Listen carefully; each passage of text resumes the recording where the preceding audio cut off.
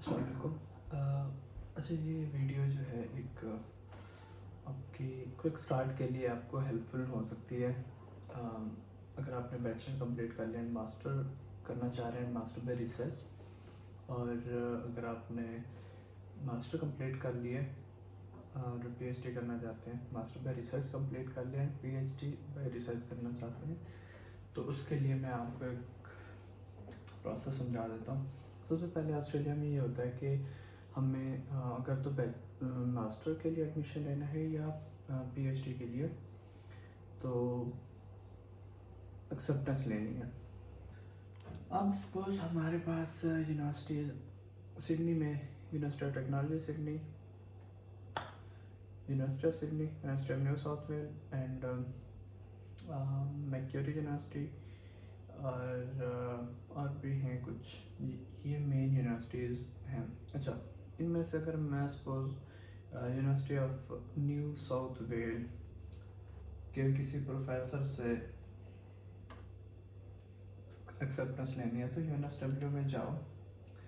अच्छा, किसी भी यूनिवर्सिटी में ना इनकी हर एक यूनिवर्सिटी की वेबसाइट इस तरह से है कि आप ऊपर जो टैब्स आ रहे होते हैं रिसर्च में जाते हैं, और रिसर्च, हाँ, स्टडी या रिसर्च, इन दोनों में से हमें ढूंढना ये होता है कि इनका जो एक्सपर्ट, या देखें फाइंड अ रिसर्चर, ठीक है, फाइंड अ रिसर्चर इन लोगों ने लिखा होता है, या फाइंड अ एक्सपर्ट लिखा होता है, या फाइंड अ सुपरवाइजर लिखा होता है। बहुत ज़्यादा डिटेल में ना जाए, सीधा सीधा इससे आके ढूंढें।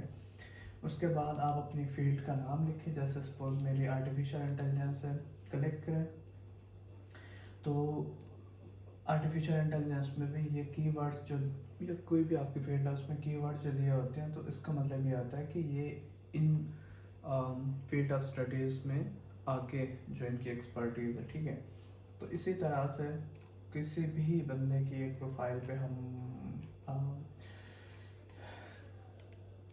उसे ओपन करते हैं। उसके बाद हमारे पास और कुछ भी नहीं, कॉन्टैक्ट नंबर मिल जाता है, लाइक कॉन्टैक्ट डिटेल मिल जाती है, सॉरी नंबर नहीं। एंड होता ही है कि बहुत सारी प्रोफेसर्स ने अपनी एक लैब की भी वेबसाइट दी होती है, आप उसमें भी जाके चेक कर सकते हैं कि इन लोगों की कौन सी फील्ड में पब्लिकेशंस हैं और इनकी लैब कौन से प्रोजेक्ट्स पे काम कर रही है। और दूसरा, उन लोगों ने लिखा होता है कि क्या हमारे पास इस टाइम कोई पोजीशन ओपन है या नहीं है, ठीक है। तो उस तरह से भी आप कर सकते हैं। नहीं तो हमारा पूछना फ़र्ज़ है हर प्रोफेसर को जो आपकी फील्ड से रेलिवेंट है, उसे एक ईमेल लिख के छोड़ दें। अगर उसके पास पोजीशन है तो रिस्पॉन्स करेगा, नहीं तो नहीं। अच्छा, दूसरी मैं आपको दिखाता हूँ, ऐसा सेम प्रोसेस है। एक और यूनिवर्सिटी है, यूनिवर्सिटी ऑफ तस्मानिया, ठीक है। तो उसका एक और थोड़ा सा तरीका है, वो इस वजह से मैं आप लोगों को दिखा रहा हूँ। उसमें यह है कि अगर हम आवर रिसर्च में जाते हैं तो उनके पास फाइंड अ रिसर्चर की बजाय उन लोगों के पास अवेलेबल प्रोजेक्ट्स होते हैं। कुछ ऐसी वेबसाइट्स है, कुछ ऐसी यूनिवर्सिटीज़ हैं जिनके पास प्रोजेक्ट्स होते हैं, ठीक है। तो अवेलेबल प्रोजेक्ट्स पे अगर हम क्लिक करते हैं तो ये हमें ले जाएगा कि इनके पास रिसर्च फील्ड में जो इस टाइम करंटली प्रोजेक्ट्स चल रहे हैं वहाँ पे।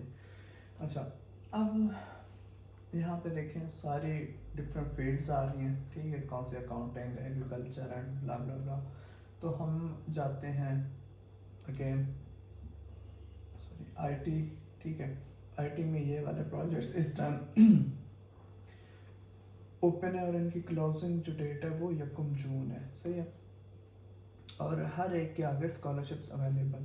सपोज मैं किसी एक को क्लिक करता हूँ, और इसमें 2 चीज़ें 3 लिखी होती हैं। एक तो ये कि ये पीएचडी के लिए है, मास्टर के लिए भी कुछ होते हैं, तो उसमें मास्टर लिखा होता है, साथ क्लोजिंग डेट, साथ ये लिखा होता है कि ये सिटीजनशिप डोमेस्टिक है या इंटरनेशनल है। अभी जो इस टाइम करंटली चल रहा है वो डोमेस्टिक का, जैसे ही ये 1 जून के बाद इनका इंटरनेशनल का स्टार्ट हो जाता है, ठीक है।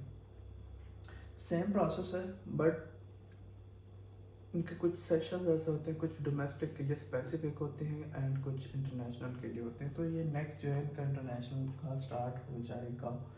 उसके अलावा मैं लास्ट आपको एक और यूनिवर्सिटी दिखा देता हूँ, यूनिवर्सिटी ऑफ टेक्नोलॉजी सिडनी, ठीक है, यूटीएस। अच्छा, उन लोगों का प्रोसेस ये है कि इनका भी अगर हम रिसर्च में आते हैं तो फाइंड अ यूटीएस एक्सपर्ट, ठीक है। इसमें आप अपना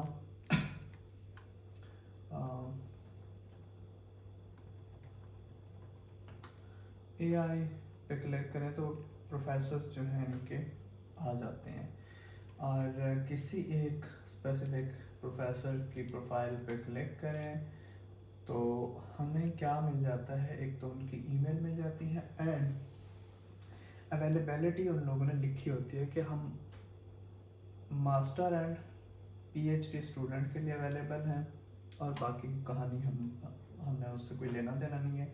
उसके बाद हम उनके कुछ पेपर्स देख सकते हैं किस पे वो काम कर रहे हैं, रिसर्च इंटरेस्ट देख सकते हैं जो हमसे जिसका है मैच, तो उससे हम सिंपल ईमेल करेंगे। एक्सेप्टेंस लेने के बाद नेक्स्ट स्टेप ये होता है कि वो खुद प्रोफेसर बताता है फ़लाँ डेट को मेरी यूनिवर्सिटी में स्कॉलरशिप स्टार्ट है एडमिशन, तो आपने अप्लाई करना है या आपने अपना रिसर्च प्रपोज़ल लिखना है। तो वो नेक्स्ट स्टेप है, उसके लिए भी मैं आपको बता दूंगा कैसे है, ठीक है। नहीं तो वो प्रोफेसर खुद भी बता देता होता है, ऐसा मसला नहीं है।